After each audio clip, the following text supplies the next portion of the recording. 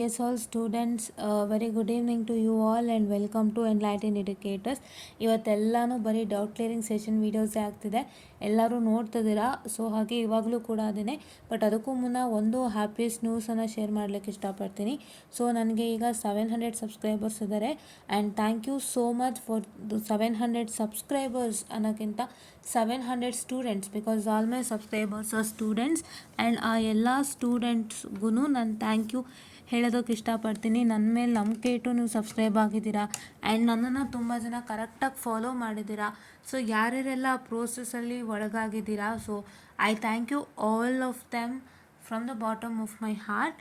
And so ಏನು ಅಂತ ಹೇಳಿದ್ರೆ, ಈ ಒಂದು ಸಂದರ್ಭದಲ್ಲಿ ನಾನು ಏನು ಹೇಳೋಕ್ಕೆ ಇಷ್ಟಪಡ್ತೀನಿ ಅಂದರೆ, ಇವಾಗ ಆಲ್ರೆಡಿ ನಾನು ಸ್ಟಾರ್ಟ್ ಮಾಡುವಾಗ 4th ಸೆಮ್ ನಡೀತಾ ಇತ್ತು. 2022 ಸ್ಟೂಡೆಂಟ್ಸ್ಗೆ 2021 ಸ್ಟೂಡೆಂಟ್ಸ್ಗೆ 4th ಸೆಮ್ ನಡೀತಾ ಇತ್ತು. ಸೊ ಅವರಿಗಾಗಿ ನಾನು ಒಂದಿಷ್ಟು ಬೇಸಿಕ್ ಸಿಗ್ನಲ್ ಪ್ರೊಸೆಸಿಂಗ್ ವೀಡಿಯೋಸ್ ಮಾಡಿದ್ದೆ, ಅದು ಸುಮಾರು ಜನಕ್ಕೆ ಹೆಲ್ಪ್ ಆಯಿತು ಕೂಡ ಅಂತ ಅಂದ್ಕೊಂಡಿದ್ದೀನಿ. ಆ್ಯಂಡ್ ಅದೇ ರೀತಿಯಾಗಿ ಆವಾಗ ಸ್ಟಾರ್ಟಿಂಗ್ ಅಲ್ಲ, ಸೊ ಅವಾಗ ತಾನೇ ಹೊಸದಾಗಿರೋದ್ರಿಂದ ಯೂಟ್ಯೂಬ್ ಕಡೆಯಿಂದನೂ ಒಂಚೂರು ನಿಧಾನ ಆಗುತ್ತೆ ನಮ್ಮ ವೀಡಿಯೋಸ್ಗಳನ್ನೆಲ್ಲ ಎಲ್ಲ ಕಡೆ ಶೇರ್ ಮಾಡಲಿಕ್ಕೆ. ಲೈಕ್ ಫಾರ್ ಎಕ್ಸಾಂಪಲ್, ನೀವು ಒಂದು ಟಾಪಿಕ್ ಸರ್ಚ್ ಕೊಟ್ಟಿದ ತಕ್ಷಣ, ಸರ್ಚ್ ಮಾಡಿದ ತಕ್ಷಣ ನಮ್ಮ ವೀಡಿಯೋ ಫಸ್ಟ್ ಬರಬೇಕು ಅನ್ನೋದೇನಿದೆ, ಅದು ಸ್ವಲ್ಪ ನಿಧಾನ ಆಗುತ್ತೆ as we were beginner for YouTube. And ಹಾಗೆ ನಾನು 3rd ಸೆಮ್ ಸಬ್ಜೆಕ್ಟ್ಸ್ ಕೈಗೆ ಎತ್ಕೊಳ್ತಾ ಹೋದೆ ನಿಮ್ಮ 2022 ಸ್ಕೀಮಿಗೆ. ಅದರಲ್ಲಿ ನಾನು ಎಲ್ಲ ಟಾಪಿಕ್ಸು ಎಕ್ಸ್ಪ್ಲೇನ್ ಮಾಡ್ತಾ ಹೋದೆ, ಬಟ್ ಅದು ಹಲವಾರು ಜನಕ್ಕೆ ಕರೆಕ್ಟಾಗಿ ರೀಚ್ ಆಗಲಿಲ್ಲ. ಸೊ ಇನ್ನೂ ರೀಚ್ ಆಗಬೇಕಾಗಿತ್ತು. ಬಟ್ ಅದಾದ ನಂತರ ನಾನು EPC 4th semester students results ಮತ್ತು ಅವರ ವಿಷಯವಾಗಿ ಒಂದಿಷ್ಟು ಇಶ್ಯೂಸ್ಗಳ ಬಗ್ಗೆ ಮಾತಾಡ್ತಾ ಹೋದೆ. ಅವರು ನನಗೆ ಫಸ್ಟ್ ಕನೆಕ್ಟ್ ಆಗೋಕ್ಕೆ ಸ್ಟಾರ್ಟ್ ಆದರು. ಹಾಗೆ ಇಂಪಾರ್ಟೆಂಟ್ ಟಾಪಿಕ್ಸ್ ಕೊಡೋದಕ್ಕೆ ಸ್ಟಾರ್ಟ್ ಮಾಡಿದೆ, ನೆಟ್ವರ್ಕ್, EPC ಅದೆಲ್ಲ. ಸೊ ಆ ಸಬ್ಜೆಕ್ಟ್ಸ್ಗಳ ಇಂಪಾರ್ಟೆಂಟ್ ಕ್ವೆಶನ್ಸ್ ಮುಖಾಂತರ ನೀವು 3rd ಸೆಮ್ ಸ್ಟೂಡೆಂಟ್ಸ್ ನನ್ನ ಕನೆಕ್ಟ್ ಆಗೋಕ್ಕೆ ಸ್ಟಾರ್ಟ್ ಆದ್ರಿ. ಸೊ ಹೀಗೆ ನನ್ನ ಜರ್ನಿ ಕಂಟಿನ್ಯೂ ಆಗ್ತಾ ಇದೆ ಇವತ್ತಿನ ತನಕ. ಆ್ಯಂಡ್ ಇವಾಗಲೂ ಕೂಡ ನಾನು ಇದೇ ಜರ್ನಿಯನ್ನು ಮುಂದುವರ್ಸ್ಕೊಂಡು ಹೋಗ್ತಾ ಇದ್ದೀನಿ with all A support and your always support and strength. So ಹಾಗಾಗಿ ನಾನು ಮತ್ತೊಮ್ಮೆ ನಿಮ್ಮೆಲ್ಲರಿಗೂ ಥ್ಯಾಂಕ್ಸ್ ಹೇಳೋದಕ್ಕೆ ಇಷ್ಟಪಡ್ತೀನಿ. ಆ್ಯಂಡ್ ಇವಾಗ ಆಲ್ರೆಡಿ ನಿಮಗೆ 3rd ಸೆಮ್ ರಿಸಲ್ಟ್ಸ್ ಬಂದಿದೆ. ತುಂಬ ಜನ ಫೇಲ್ಡ್ ಆಗಿದ್ದೀರಾ. ತುಂಬ ಜನರ ಮನೇಲಿ ಪೇರೆಂಟ್ಸ್ಗಳು ನಿಮ್ಮನ್ನ ಬೈತಾ ಇರ್ತಾರೆ, ನೀವು ಫೇಲ್ಡ್ ಆಯಿತು ಅಂದರೆ ನೀವು ಚೆನ್ನಾಗಿ ಓದಲಿಲ್ಲ, ಮಾಡಲಿಲ್ಲ, ಅದಕ್ಕೆ ನೀವು ಫೇಲ್ಡ್ ಆಗೋದ್ರಿ, ಬರಲಿಲ್ಲ ಅಂತ. So it is not that you people have got failed because you did not study. ಹೌದಾ? ಏನು ಅಂತ ಹೇಳಿದ್ರೆ, ನಿಮಗೆ ಎಷ್ಟೋ ಸಲ ನಿಮಗೆ ಟೀಚರ್ ಹೇಳೋದು ಗೊತ್ತಾಗಿರಲ್ಲ. ಈಗೇನಾಗುತ್ತೆ ಅಂದರೆ, ಎಲ್ಲ class in a whole class there is no student who is a topper or there is not no student, I am sorry for the distraction. ಒಂದು ಹೋಲ್ ಕ್ಲಾಸ್ನಲ್ಲಿ ನಿಮಗೆ ಎಲ್ಲ ಸ್ಟೂಡೆಂಟು ಟಾಪರ್ ಅಲ್ಲ, ಎಲ್ಲ ಸ್ಟೂಡೆಂಟು ಲೋವರ್ ಸ್ಟೂಡೆಂಟ್ ಅಲ್ಲ, ಅಥವಾ ಎಲ್ಲ student medium students ಅಲ್ಲ. ಲೋ ಸ್ಟೂಡೆಂಟ್ ಅಂದರೆ ಅರ್ಥ ಆಗಲ್ಲ ಒಂದು ಸತಿ ಹೇಳುವಾಗ, ಸೊ ಮತ್ತೆ ಹೇಳ್ಕೊಡ್ಬೇಕು, ನೀಟಾಗಿ ಅರ್ಥ ಮಾಡಿಸ್ಬೇಕು ಆ ಥರ. And middle section of student ಅಂದರೆ ಅರ್ಥ ಆಗುತ್ತೆ ಬಟ್ ಇನ್ನೊಂದು ಸತಿ ಹೇಳಿದಾಗ ಕ್ಯಾಚ್ ಮಾಡ್ಕೊಳ್ತಾರೆ. And higher order of students ಅಂದರೆ ಬೇಗ ಹೇಳಿದ ತಕ್ಷಣ ಗೊತ್ತಾಗುತ್ತೆ, ಎಲ್ಲನೂ they take it up in an easier manner ಅಂತ. ಸೊ ಆ ಥರ ಇರಲ್ಲ. ಅದರ ಎನ್ಯೂಮರಸ್ ಸೆಟ್ ಆಫ್ ಸ್ಟೂಡೆಂಟ್ಸ್. ಲೈಕ್ ಕೆಲವರು ತುಂಬ ಟಾಪರ್ ಇರ್ತಾರೆ ಆ್ಯಂಡ್ ತುಂಬ ಬೇಗ ಹೇಳೋದು ಗೊತ್ತಾಗುತ್ತೆ. ಇನ್ನು ಕೆಲವ್ರಿಗೆ ನಿಧಾನಕ್ಕೆ ಕೂತು ಹೇಳಿ ಅರ್ಥ ಮಾಡಿಸ್ಬೇಕು, ಆ ಥರದವ್ರು ಇರ್ತಾರೆ. ಆ್ಯಂಡ್ ಇನ್ನು ಕೆಲವರು ಏನು ಅಂತ ಹೇಳ್ತಾರೆ, ಇನ್ನು ಕೆಲವ್ರು ಏನು ಅಂತಂದರೆ the 50-50, they are in the middle position. So ಆ ಅಷ್ಟು ಸೆಟ್ ಆಫ್ ಸ್ಟೂಡೆಂಟ್ಸ್ನ ಮೀಟ್ ಮಾಡೋದೇ ಒಂದು ದೊಡ್ಡ challenge for any of the teacher who handles the subject. So ಅಲ್ಲಿ ಎಲ್ಲೋ ಫೇಲ್ಡ್ ಆಗಿರ್ತಾರೆ.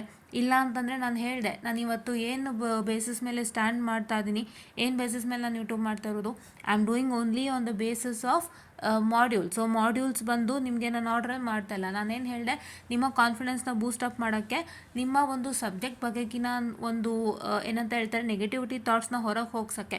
ಬಿಕಾಸ್ ನಿಮಗೆ ಟೀಚಿಂಗ್ ನೀಟಾಗಿ ಆಗ್ತಾಯಿಲ್ಲ, ಒಂದು ಫಸ್ಟ್ ಮಾಡ್ಯೂಲೇ ಟೀಚಿಂಗ್ ನೀಟಾಗಿ ಆಗ್ತಾಯಿಲ್ಲ, ನಿಮಗೆ ಫಸ್ಟ್ ಮಾಡ್ಯೂಲೇ ಏನೂ ಗೊತ್ತಾಗಿಲ್ಲ ಅಂದಾಗ ನೀವು ಇಡೀ ಸಬ್ಜೆಕ್ಟ್ ಮೇಲೆ ಏನು ಭಾವನೆ ಬರುತ್ತೆ ಅಂತ ಗೊತ್ತು. ಅಂಥ ಭಾವನೆಗಳನ್ನು ಹೋಗ್ಲಾಡ್ಸೋಕ್ಕೆ I am starting with easiest module. If so your easiest module is module 1 and ನೀವು ಆರ್ಡ್ರಲ್ಲೇ ಚೆನ್ನಾಗಿದೆ ಅಂತಂದರೆ ನಾನು ಹಾಗೆ ಮಾಡ್ಕೊಂಡು ಹೋಗ್ತೀನಿ. ಇಲ್ಲ ಆರ್ಡ್ರಲ್ಲೇ ಚೆನ್ನಾಗಿಲ್ವಾ, ನಾನು ನಿಮಗೆ ಯಾವ ಆರ್ಡ್ರಲ್ಲಿ ಹೇಳ್ತೀನೋ ಅದೇ ಆರ್ಡ್ರಲ್ಲಿ ಮಾಡ್ಕೊಂಡು ಹೋಗಿದ್ದೀನಿ. ಹೌದಾ? ಆ ಥರ ಮಾಡಿ ನಿಮ್ಮ ಕಾನ್ಫಿಡೆನ್ಸ್ ಬೂಸ್ಟಪ್ ಮಾಡಿದ್ದೀನಿ. ಸೊ ಇದ್ರ ಮೇಲೆ ನಿಂತಿದ್ದೀನಿ. ಸೊ ಇದನ್ನು ನಿಮ್ಮ ಕಾಲೇಜ್ನಲ್ಲಿ ಮಾಡೋದಿಲ್ಲ. ಏನು ಮಾಡ್ತಾರೆ, ನಿಮ್ಗೆ ಆರ್ಡ್ರಲ್ಲೇ ಮಾಡ್ಕೊಂಡು ಹೋಗ್ತಾರೆ, ಅವರು ಹೇಗೆ ಬೇಕೋ ಹಾಗೆ ಮಾಡ್ಕೊಂಡು ಹೋಗ್ತಾರೆ. ಸೊ ಅದೆಲ್ಲ ನಿಮಗೆ ಪ್ರಾಬ್ಲಮ್ ಆಗಿ ನಿಮಗೆ ಏನು ಅರ್ಥ ಆಗಿರಲ್ಲ, ತುಂಬ ಕಷ್ಟಪಟ್ಟಿರ್ತೀರ. ಸೊ ಇವೆಲ್ಲ ಆಗಿರುತ್ತೆ. ಬಟ್ ಇವನು parents has to consider it is not only a student who makes a mistake. Teacher ಕಡೆಯಿಂದನೂ ಸಣ್ಣ ಪುಟ್ಟದ್ದಾಗಿರುತ್ತೆ, ಅದನ್ನು ಇವ್ರು ನೋಡಬೇಕಾಗತ್ತೆ. ಸೊ ಅದನ್ನು ನೋಡಬೇಕಾಗುತ್ತೆ. ಸೊ ನಿಮಗೆ ರಿಸೋರ್ಸಸ್ ಬಗ್ಗೆ ಹೇಳೋದಾದರೆ ನನ್ನ ರಿಸೋರ್ಸಸ್ಸೇ ಇದೆ. You can just utilise for all your ENC subjects. So utilise ಮಾಡಿಕೊಂಡು ಒಳ್ಳೆ ರಿಸಲ್ಟನ್ನು ತೊಗೊಳ್ಳಿ. ಇದಕ್ಕಾಗೆ ನಾನು ಬಂದಿದ್ದು. ಏನೇನು ಡ್ರಾಬ್ಯಾಕ್ಸ್ಗಳಾಗುತ್ತೆ ಒಂದು ಕ್ಲಾಸ್ನಲ್ಲಿ ಕೂರುವಾಗ, ಏನೇನು ಡ್ರಾಬ್ಯಾಕ್ಸ್ಗಳಾಗುತ್ತೆ and how that drawbacks will help you people enter into YouTube. ಅಂದರೆ ಯೂಟ್ಯೂಬ್ ಓಪನ್ ಮಾಡಿ ವಿಡಿಯೋ ನೋಡೋಷ್ಟು ನೀವು ಇದ್ದೀರಾ ಇವತ್ತು ಅಂತಂದರೆ, ಇವತ್ತು ನೀವು ಒಂದು ಟೀಚರ್ದು ಕ್ಲಾಸಿಗೆ ಎಷ್ಟು ಇಂಪಾರ್ಟೆನ್ಸ್ ಕೊಡ್ತೀರಾ ಆ್ಯಂಡ್ ಒಂದು ಯೂಟ್ಯೂಬ್ ವೀಡಿಯೋಗೆ ಎಷ್ಟು ಇಂಪಾರ್ಟೆನ್ಸ್ ಕೊಡ್ತೀರಾ ಅಂತ ನಮಗೆ ಗೊತ್ತಿದೆ. ವೆನ್ ಇನ್ 2014 or 15 ನೀವು ನೋಡೋದಾದರೆ ಆವಾಗ ತಾನೇ ಯೂಟ್ಯೂಬ್ ಅನ್ನೋದು ಒಂಚೂರು ಬರ್ತಾ ಇತ್ತು. ಅಂದರೆ ಯೂಟ್ಯೂಬ್ ಹ್ಯಾಸ್ ಆಲ್ರೆಡಿ ಎಸ್ಟಾಬ್ಲಿಷ್ಡ್. ಯೂಟ್ಯೂಬಲ್ಲಿ ವೀಡಿಯೋಸ್ ಬರ್ತಾ ಇತ್ತು, ಇಲ್ಲ ಅಂತಲ್ಲ, but not too much. And ಅದರಲ್ಲೂ especially with respect to ENC subjects ಅಂತ ನೀವು ತೊಗೊಂಡ್ರೆ ನಿಮಗೆ ವೀಡಿಯೋಸೇ ಬರ್ತಿರ್ಲಿಲ್ಲ. ಯಾವುದೋ ಟಾಪಿಕ್ಗೆ ವೀಡಿಯೋಸ್ ಬರ್ತಿರ್ಲಿಲ್ಲ, ಅಂದರೆ ನಿಮ್ಮ ರಿಲೇಟೆಡ್ ಬರ್ತಿರ್ಲಿಲ್ಲ. ನಿಮಗೆ ಬರ್ತಿತ್ತು videos, but that was not of that up to the mark ಅಂತ ಹೇಳಿದ್ರೆ. Just a minute, I very sorry for the distraction, 2 minutes.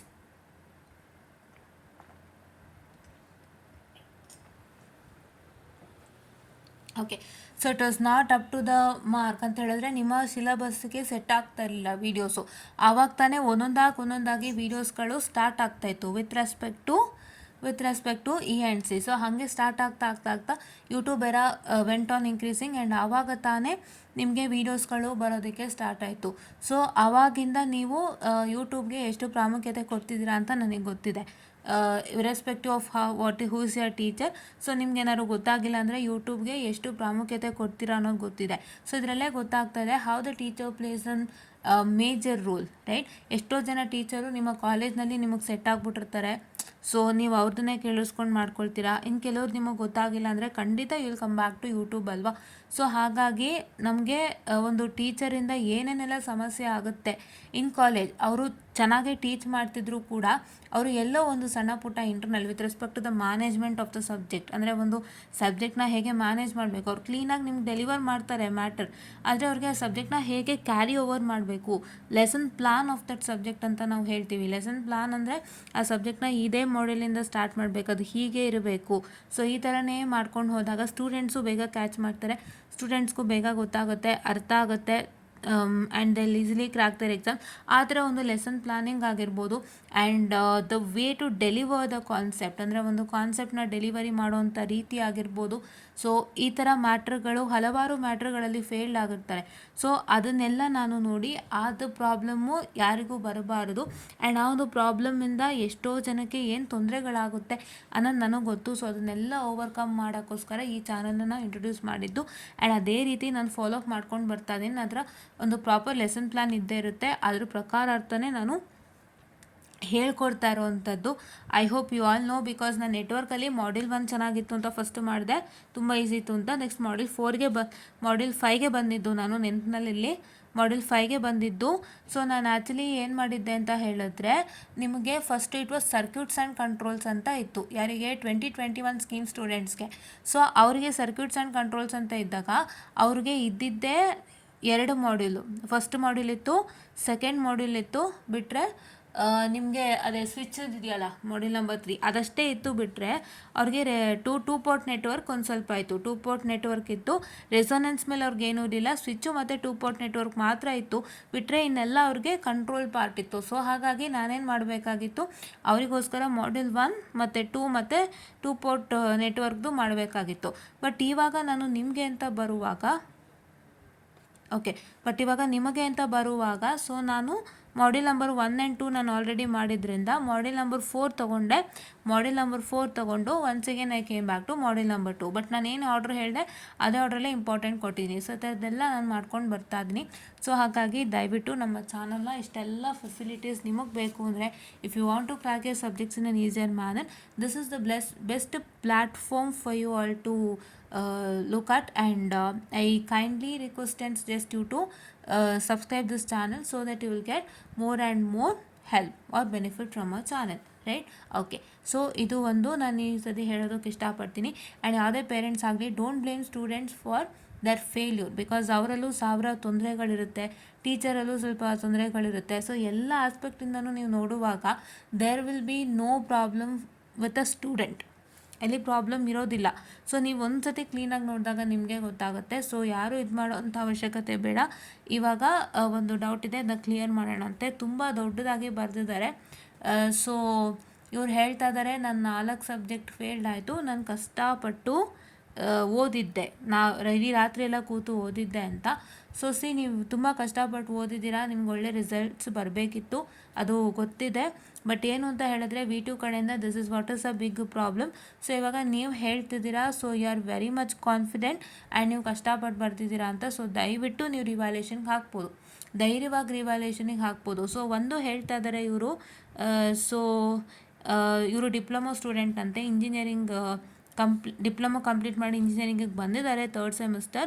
And ಇವರು ಹೇಳ್ತಾ ಇರೋವಂಥದ್ದು ಏನು ಅಂದರೆ, ಮ್ಯಾಮ್ ನನಗಂತೂ ಇಂಜಿನಿಯರಿಂಗ್ ಡ್ರಾಪ್ ಮಾಡಬೇಕು. ಆ್ಯಕ್ಚುಲಿ ನೀವು ಕನ್ನಡ ಟೈಪಿಂಗ್ ಮಾಡಿದ್ದೀರಾ ಇಂಗ್ಲೀಷ್ನ, ಸೊ ದಯವಿಟ್ಟು ಇಂಗ್ಲೀಷಲ್ಲೇ ಟೈಪ್ ಮಾಡೋಕ್ಕೆ ಟ್ರೈ ಮಾಡಿ. ಸೊ ಈ ಥರ ಕಾಮೆಂಟ್ಸ್ಗೆ ನಾನು ಏನು ಹೇಳೋಕ್ಕೆ ಇಷ್ಟಪಡ್ತೀನಿ, ಫಸ್ಟ್ ಥಿಂಗ್ ಅಂದರೆ try to type it in English. ನೀವು ಕನ್ನಡನ ಇಂಗ್ಲೀಷಲ್ಲಿ ಟೈಪ್ ಮಾಡ್ತಾಯಿದ್ದೀರಾ. ಸೇ ಫಾರ್ ಎಕ್ಸಾಂಪಲ್, ಇವಾಗ ಇಫ್ ಐ ಕ್ಯಾನ್ ಸಿ, ಇಲ್ಲ ನಿಜವಾಗ್ಲೂ ನೈಟೆಲ್ಲ ನಿದ್ರೆ ಇಲ್ಲದೆ ಚೆನ್ನಾಗಿ ಓದಿ. So those are all Kannada words which are written it in English. So ಅದನ್ನು ಮಾಡಬೇಡಿ. ಸೊ ಇದು ಏನಾಗುತ್ತೆ ಗೊತ್ತಾ, that will effect you in future. Try to understand. ನಿಮ್ಮ ಫ್ಯೂಚರ್ಗೆ ಎಷ್ಟು ಎಫೆಕ್ಟ್ ಆಗುತ್ತೆ ಅಂದರೆ, ನಿಮ್ಮ ಫ್ಯೂಚರ್ನಲ್ಲಿ ನೀವು ಯಾವುದೋ ಒಂದು ಮೇಲ್ ಮಾಡಬೇಕಿರುತ್ತೆ ಕಂಪನಿಯಲ್ಲಿ. ಸೊ ಅವಾಗ ಹೀಗೆ ಮೇಲ್ ಮಾಡ್ತೀರಾ, will you do the same mail to the company people ಅಲ್ವಾ? ನೀವು ಅವರಿಗೆ ಇಂಗ್ಲೀಷಲ್ಲೇ ಮಾಡಬೇಕಾಗುತ್ತೆ ತಾನೇ. ಸೊ ನೀವು ಇದನ್ನೇ ಹ್ಯಾಬಿಟ್ ಮಾಡಿಕೊಂಡ್ರೆ that will make you a problem in future. So English ಮಾತಾಡೋದಾಗಲಿ, ಇಂಗ್ಲೀಷ್ ಟೈಪಿಂಗ್ ಆಗಲಿ, you need to learn it without fail. ನಿಮಗೆ ತುಂಬ ಆ್ಯಪ್ಸ್ಗಳಿದೆ ಇಂಗ್ಲೀಷ್ ಹೇಳ್ಕೊಡುತ್ತೆ, ಗೂಗಲ್ ಪ್ಲೇಸ್ಟೋರಲ್ಲಿ ಚೆಕ್ ಮಾಡ್ಬೋದು, ಹೌದಾ? And you can just learn English and you can just learn to type English ಅಲ್ವಾ? ಸೊ ಅದೊಂದನ್ನು ಮಾಡ್ಕೊಳ್ಳಿ. ನಾನು ಯಾಕೆಂದರೆ ಈ ಥರ ಕಾಮೆಂಟ್ ಮಾಡಿದ್ರು ಅಂತ ನಾನು ಇದು ಮಾಡ್ತಾ ಇಲ್ಲ. ನಾನೇನು ಹೇಳ್ತಾ ಇರೋದು, ಇನ್ ಫ್ಯೂಚರ್ ನಿಮ್ಗೆ ಇದು ಬೇಕಾಗುತ್ತೆ ಅಂತ. ಇನ್ ಫ್ಯೂಚರ್ ಥಿಂಕ್ ಮಾಡಿನೇ ಹೇಳ್ತಾ ಇದ್ದೀನಿ. ಇನ್ ಫ್ಯೂಚರ್ ನೀವು ಯಾರಿಗೆ ಈ ಥರ ಮೇಲ್ ಮಾಡಬೇಕಾದ್ರೂ ದೊಡ್ಡವರಿಗೆ, this is not the right way to mail and ಈ ಥರ ನೀವು ಹಾಕೋಕ್ಕೆ ಆಗಲ್ಲ.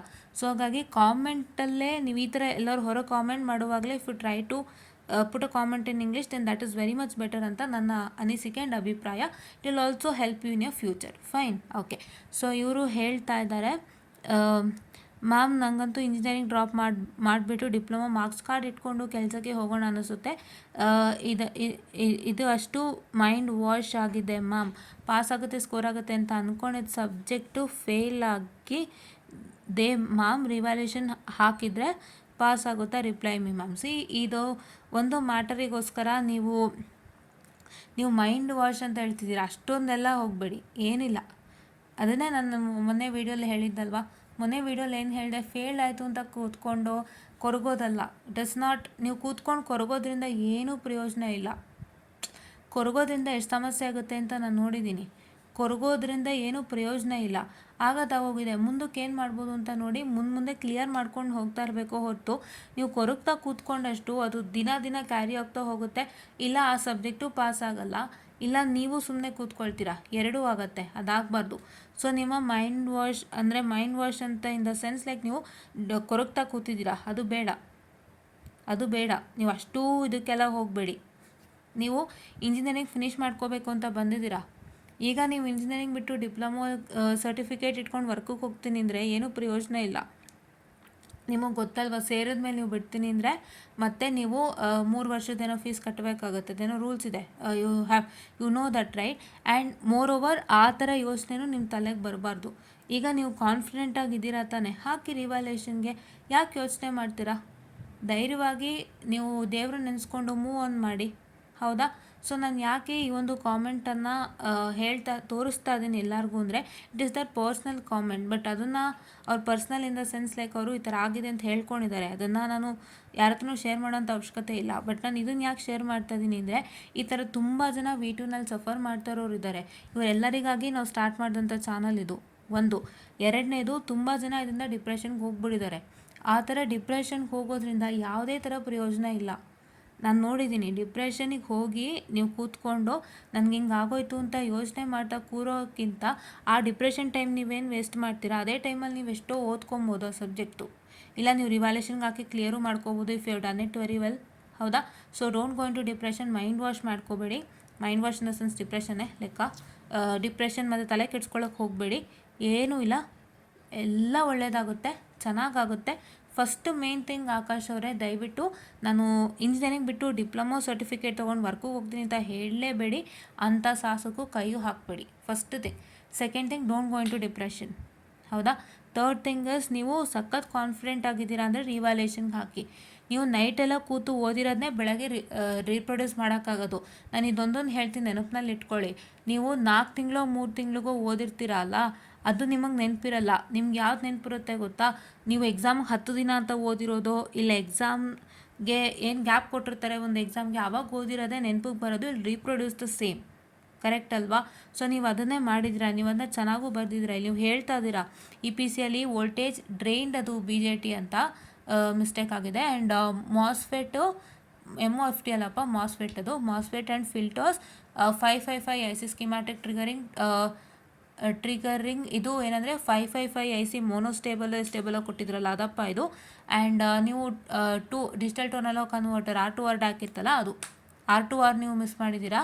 And class B push pull emitter follower SCR and full wave control rectifier ಎಲ್ಲ ಚೆನ್ನಾಗಿ ಬರೆದಿದ್ದೆ ಮ್ಯಾಮ್. ಆದರೆ ಫೇಲ್ ಆಗಿ 11 ಮಾರ್ಕ್ಸ್ ಬಂದಿದ್ದೆ, ನಾನೇನು ಮಾಡಲಿ ಅಂತ ನೀವು ಕೇಳ್ತಾ ಇದ್ದೀರಾ. ಆ್ಯಂಡ್ ತುಂಬ ನೀವು ಬೇಜಾರು ಮಾಡ್ಕೊಂಡಿದ್ದೀರಾ. ಸೊ ಅದಕ್ಕಾಗಿ ನಾನು ನಿಮಗೆ ಹೇಳ್ತಾ ಇರೋವಂಥದ್ದು ಏನು ಅಂತ ಹೇಳಿದ್ರೆ, ಸೊ ಒಂದನ್ನು ಅರ್ಥ ಮಾಡ್ಕೊಳ್ಳಿ, ಯಾವುದೇ ಥರ ಮೈಂಡ್ ವಾಶ್ ಮಾಡ್ಕೊಳ್ಳೋ ಅಂಥದ್ದು, ತಲೆ ಕೆಡಿಸ್ಕೊಳ್ಳೋ ಅಂಥದ್ದು ಬೇಡ. ನೀವು ತುಂಬ ಕಷ್ಟಪಟ್ಟಿದ್ದೀರಾ, ನೀವು ಶ್ರಮ ಪಟ್ಟಿದ್ದೀರಾ. ಯಾವತ್ತೂ ಶ್ರಮಕ್ಕೆ ಬೆಲೆ. ನೀವು ಹೇಳ್ತಾ ಇದ್ದೀರಾ ಇಲ್ಲಿ ನೋಡಿ, ನೈಟೆಲ್ಲ ನಿದ್ರೆ ಇಲ್ಲದೆ ಚೆನ್ನಾಗಿ ಓದಿ ಎಕ್ಸಾಮ್ ಬರೆದಿದ್ದೆ ಮ್ಯಾಮ್ ಅಂತ. ಸೊ ನೀವು ನೈಟೆಲ್ಲ ಕಷ್ಟಪಟ್ಟು ಓದಿ ಬೆಳಗ್ಗೆ ಬರೆದಿದ್ದೀರಲ್ವ ಎಕ್ಸಾಮು, ನೀವು ಪಟ್ಟಿರೋ ಶ್ರಮಕ್ಕೆ ದೇವ್ರು ಬೆಲೆ ಕೊಡ್ತಾನೆ, ದೇವರು ಒಂದು ಒಳ್ಳೆಯ ರಿಸಲ್ಟನ್ನು ಕೊಡ್ತಾರೆ ಅಲ್ವಾ? ಖಂಡಿತ ಅಲ್ವಾ? ರಿಸಲ್ಟನ್ನು ಕೊಡ್ತಾರೆ ತಾನೆ. ಆ ರಿಸಲ್ಟ್ಗೆ ನೀವು ಕಾಯಿರಿ, ಖಂಡಿತ ನಿಮಗೆ ರಿಸಲ್ಟ್ ಸಿಗುತ್ತೆ. ಆ್ಯಂಡ್ ಈ ಒಂದು ಕಾಮೆಂಟಿಂದ ಎಲ್ಲರೂ ಅರ್ಥ ಮಾಡ್ಕೊಳ್ಳಿ, ಈ ಥರ ಪ್ರಾಬ್ಲಮ್ಮು ಇವರೊಬ್ರಿಗೆ ಅಂತಲ್ಲ, ತುಂಬ ಜನಕ್ಕಿದೆ ಇಲ್ಲಿ, ಅದು ನನಗೆ ಗೊತ್ತು. ಕೆಲವರು ಓಪನಾಗಿ ಒಪ್ಕೋತಾರೆ, ಕೆಲವರು ಒಪ್ಕೊಳ್ಳದೆ ಇರ್ಬೋದು, ತುಂಬ ಜನಕ್ಕಿರುತ್ತೆ. ಅವರೆಲ್ಲರಿಗೂ ನಾನು ಹೇಳೋವಂಥದ್ದು ಇಷ್ಟೇ, ಯಾವುದೇ ಥರ ಕುಗ್ಗೋಗೋದು ಬೇಡ. ನೀವಿಷ್ಟು ಕಷ್ಟಪಟ್ಟಿದ್ದೀರ ಅಲ್ವಾ, ನೀವು ಓದ್ತಾ ಇರೋದನ್ನ ದೇವ್ರು ನೋಡ್ತಾನೆ ಅಲ್ವಾ? ನೀವು ಕಷ್ಟಪಡ್ತಾ ಇರೋದನ್ನು ದೇವರು ನೋಡ್ತಾನೆ. ಇವತ್ತು ನಾನು ಅಷ್ಟೇ, when I was in the beginning, so I had less amount of subscribers till December I had only 19 ಅಥವಾ 20 ಸಬ್ಸ್ಕ್ರೈಬರ್ಸ್ ಇತ್ತೇನೋ. ಸೊ ನಾನು ಪಡ್ತಾ ಇದ್ದ ಶ್ರಮ ಎಲ್ಲ ದೇವ್ರಿಗೆ ಕಾಣಿಸ್ತು. ನಾನು ಫಸ್ಟ್ ಇಯರ್ಸು ವೀಡಿಯೋ ಮಾಡೋಕ್ಕೆ ಸ್ಟಾರ್ಟ್ ಮಾಡಿದೆ, ಅದೆಲ್ಲಿಂದ ನನಗೆ ದೇವರು ಸಹಾಯ ಮಾಡಿದ್ರೋ ಗೊತ್ತಿಲ್ಲ. ಹಾಗೆ ಫಸ್ಟ್ ಇಯರ್ ಸ್ಟೂಡೆಂಟ್ಸ್ ಕನೆಕ್ಟ್ ಆಗ್ತಾ ಹೋದರೆ ಇವತ್ತಿನ ತನಕ ಸಬ್ಸ್ಕ್ರೈಬರ್ಸ್ ಇನ್ಕ್ರೀಸ್ ಆಗ್ತಾನೇ ಇದ್ದಾರೆ. I am increasing my subscribers from January till now. I have got 700 subscribers. Even in January 25th 26th republic ಡೇಲೂ ಕೂಡ 26 ಜನ ಸಬ್ಸ್ಕ್ರೈಬರ್ಸ್ ಇದ್ದಿದ್ದು ನನಗೆ ಇವತ್ತು 700 ಇದ್ದಾರೆ. Within how many? January 25th ನೀವೇ ಲೆಕ್ಕ ಹಾಕಿ. ಫೆಬ್ರವರಿ 25th, March 25th, April 25th. So ಎಷ್ಟಾಯಿತು? 3.5 ತಿಂಗಳಲ್ಲಿ ನಾನು 700 ಸಬ್ಸ್ಕ್ರೈಬರ್ಸ್ನ ಮಾಡಿರೋ ಅಂಥದ್ದು. ಅಂದರೆ ನಮ್ಮ ಶ್ರಮಕ್ಕೆ ಯಾವತ್ತೂ ಬೆಲೆ ಇರುತ್ತೆ. ನೀವು ಶ್ರಮ ಪಟ್ಟಿರ್ತೀರ ಅಲ್ವಾ? ಸೊ ರಿವ್ಯಾಲ್ಯೂಷನ್ಗೆ ಹಾಕಿ, ಒಳ್ಳೆ ರಿಸಲ್ಟ್ ಸಿಗುತ್ತೆ. ದೇವರಲ್ಲಿ ಕೇಳ್ಕೊಳ್ಳಿ, ನೀವು ಪಟ್ಟಿರೋ ಶ್ರಮಕ್ಕೆ ಯಾವುದೇ ಥರ ಮೋಸ ಆಗಲ್ಲ. ಹೌದಾ? ನೀವು ಚೆನ್ನಾಗಿ ಬರೆದಿದ್ದೀರಾ ಅಂತ ಹೇಳಿದ್ರೆ ನೀವು ಒಂದ್ಸಲಿ ಚೆಕ್ ಮಾಡಿದ್ದೀರಾ ಅಂತಲೇ ಅರ್ಥ. ಸೊ ಆದ್ರೂ ಪರವಾಗಿಲ್ಲ, ಇನ್ನೊಂದು ಸತಿ ಚೆಕ್ಔಟನ್ನು ಮಾಡಿಕೊಂಡು ರಿವ್ಯಾಲ್ಯೂಷನ್ಗೆ ಹಾಕಿ. ಎಸ್ಪೆಷಲಿ ನೀವು NT ಹೋಗಿದೆ ಅಂತ ಅಂದ್ಕೊಂಡಿದ್ದೀನಿ. 8 ಹೋಗಿದೆ, DST ಯೂಸಿಂಗ್ ವೆರಿಲಾಗೂ ಹೋಗಿದೆ. ಸೊ ಅದೆರಡೂ ಏನು ಮಾಡ್ತೀರಾ ಅಂದರೆ, ಒಂದು ಸಲ ಆನ್ಸರ್ಸ್ ಚೆಕ್ ಮಾಡ್ಕೊಳ್ಳಿ. ಆನ್ಸರ್ಸ್ ಚೆಕ್ ಮಾಡಿಕೊಂಡು ಆನ್ಸರ್ಸು ಪರ್ಫೆಕ್ಟಾಗಿತ್ತು, ನೀವು ಮಾಡೋದೆಲ್ಲ ಪರ್ಫೆಕ್ಟಾಗಿತ್ತು ಅಂತಂದರೆ ಖಂಡಿತ ನಿಮಗೆ ಒಳ್ಳೆಯ ಒಂದು ರಿಸಲ್ಟ್ ಸಿಗುತ್ತೆ. ಸೊ ಹಾಗಾಗಿ ದಯವಿಟ್ಟು ನೀವೇನು ಮಾಡ್ತೀರಾ ಅಂತ ಹೇಳಿದ್ರೆ ಚೆಕ್ಔಟನ್ನು ಮಾಡ್ಕೊಳ್ಳಿ. ಆ್ಯಂಡ್ ಈ ಥರ ಕ್ವಶನ್ಸಿಗೆ ನಾನು ಉತ್ತರ ಕೊಡಲಿಕ್ಕೋಸ್ಕರ ಸ್ಕೀಮ್ ಆಫ್ ವ್ಯಾಲ್ಯೂಷನ್ ರಿಲೀಸ್ ಆಗುತ್ತೆ ಅಂತ ಹೇಳಿದ್ದೆ ಅಲ್ವಾ, ಅದು ಬಂದಿದ್ದ ತಕ್ಷಣವೇ ನಾನು ನಿಮ್ಮ ಹತ್ರ ಡಿಸ್ಕಸ್ ಮಾಡ್ತೀನಿ. ಸೊ ಅವಾಗ ಒಂದು ಸತಿ ನೀವು ಚೆಕ್ ಮಾಡ್ಕೊಂಬಿಡಿ, whether if everything is correct what you have return. ಅದೊಂದು ಲಾಸ್ಟ್ ಚಾನ್ಸ್ ನಿಮ್ಮ ರಿವ್ಯಾಲ್ಯೂಷನ್ಗೆ ಹಾಕೋಕ್ಕಿವಾಗ. ಸೊ ನಿಮಗೆ ಅದು ಚೆಕ್ ಮಾಡ್ಕೊಳ್ಳಿಕ್ಕೆ ಅದೊಂದು ಲಾಸ್ಟ್ ಚಾನ್ಸ್. ಸೊ ಅವಾಗಲೂ ಒಂದು ಸತಿ ನೋಡ್ಕೊಳ್ಳಿ ಅಂತ ಹೇಳ್ತಾ, and I hope you all got it. ಈ ಥರ ಸಮಸ್ಯೆ ಇರೋರು ಸ್ವಲ್ಪ ಧೈರ್ಯ ತಂದುಕೊಂಡು ಮೂವ್ ಮಾಡ್ತಾ ಹೋಗಿ, ಎಲ್ಲನೂ ಒಳ್ಳೆಯದಾಗುತ್ತೆ. This is not the end. ಇನ್ನು ನಿಮಗೆ ನಾನು ಆವತ್ತೇ ಹೇಳಿದ್ದೆ, ಎಷ್ಟು ಸೆಮಿಸ್ಟರ್ ಇದೆ ಇನ್ನು ನಿಮಗೆ? 5 ಸೆಮಿಸ್ಟರ್ ಇದೆ. ಇನ್ನು 5 ಸೆಮಿಸ್ಟ್ರಲ್ಲಿ ಯು ಕ್ಯಾನ್ ಡೂ ವಂಡರ್ಸ್ ಮಾಡ್ಬೋದು ನೀವು. ಇದೊಂದೇ ಅಲ್ಲ, ಇನ್ನು 5 ಸೆಮಿಸ್ಟ್ರಲ್ಲಿ ನೀವು ವಂಡರ್ಸ್ ಮಾಡ್ಬೋದು. Specially 5th 6th 7th 8th ಎಲ್ಲ ತುಂಬ ಸುಲಭವಾಗಿ ಹೋಗುತ್ತೆ, ಗೊತ್ತೇ ಆಗಲ್ಲ. So 5 6 third year and fourth year ತುಂಬ ಸುಲಭವಾಗಿ ಹೋಗುತ್ತೆ. ಸೆಕೆಂಡ್ ಇಯರಿಂದನೇ ನೀವು ಸ್ವಲ್ಪ ಹಿಂಸೆ ಪಡ್ಬೋದು. ಆದರೆ ಸೆಕೆಂಡ್ ಇಯರ್ಲಿ ಒಂದು ಸಲ ನೀವು ಡಿಪ್ರೆಷನಿಗೆ ಕೂತು ಬೇಜಾರು ಮಾಡಿಕೊಂಡು ಹಿಂಸೆ ಪಟ್ಕೊಂಡ್ರೆ ಇನ್ನು ನೆಕ್ಸ್ಟ್ ಎಲ್ಲ ನಿಮ್ಗೆ ಒಂಥರ ಅನಿಸುತ್ತೆ. ಸೊ ನೆಕ್ಸ್ಟ್ ಎಲ್ಲ ಸುಲಭದ ದಾರಿನ ನೀವು ಕಷ್ಟ ಮಾಡ್ಕೋಬಾರ್ದು ಅಂದರೆ ಇವಾಗಿಂದನೇ ಧೈರ್ಯ ತಂದ್ಕೊಂಡು ಈ ಒಂದು ವರ್ಷನ ಸಕ್ಸಸ್ಫುಲ್ಲಾಗಿ ಮುನ್ನುಗ್ಸೋಕ್ಕೆ ದಾರಿ ನೋಡಿ. ಸೊ ದಟ್ ಇನ್ನೆರಡು ವರ್ಷ ನಿಮ್ಗೆ ಇನ್ನೂ ಸುಲಭ ಆಗುತ್ತೆ. ಹೌದಾ? So this is what is for today session. Akash ಅವರೇ, ನಿಮ್ಮ ಡೌಟ್ ಕ್ಲಿಯರ್ ಆಗಿದೆ. ಆ್ಯಂಡ್ ನಿಮ್ಮ ಡೌಟ್ಸ್ಗೆ ಈ ವಿಡಿಯೋ ರಿಲೀಸ್ ಆಗುತ್ತಲ್ಲ, ಈ ವಿಡಿಯೋನ ನಾನು ನಿಮ್ಮ ಕಾಮೆಂಟಲ್ಲಿ ತಿಳಿದು ಹಾಕ್ತೀನಿ. ಸೊ ಚೆಕ್ ಮಾಡ್ಕೊಳ್ಳಿ ವಿಡಿಯೋನ ಅಂತ ಹೇಳ್ತಾ I just wind up the session all. And before that ಯಾರ್ಯಾರಿಗೆ ಸಮಸ್ಯೆ ಇದೆ ವಿಡಿಯೋನ ವಾಚ್ ಮಾಡಿ. Hope I have motivated you a lot. And ಇದನ್ನು ತೊಗೊಂಡು ಸ್ಫೂರ್ತಿಯಾಗಿ ತೊಗೊಂಡು ಈ ಒಂದು ವರ್ಷನ ಚೆನ್ನಾಗಿ ಫಿನಿಷ್ ಮಾಡ್ಕೊಂಬಿಡಿ ಕಷ್ಟಪಟ್ಟು. ಇನ್ನು 2 ವರ್ಷ ನಿಮಗೆ ಈ ಥರ ಯಾವುದೇ ಥರ ಪ್ರಾಬ್ಲಮ್ ಬರಲ್ಲ, ನಿಮ್ಗೆ ಹಿಂಸೆ ಬರಲ್ಲ, ಚೆನ್ನಾಗಾಗುತ್ತೆ. ಸೊ ಅದು ಹೂನಂಗೆ ಆಗಬೇಕು ಅಂದರೆ ಈ ಮುಳ್ಳನ್ನು ಕ್ಲಿಯರ್ ಮಾಡಲೇಬೇಕು ಅಂತ ಹೇಳ್ತಾ I just wind up the session all. And thank you.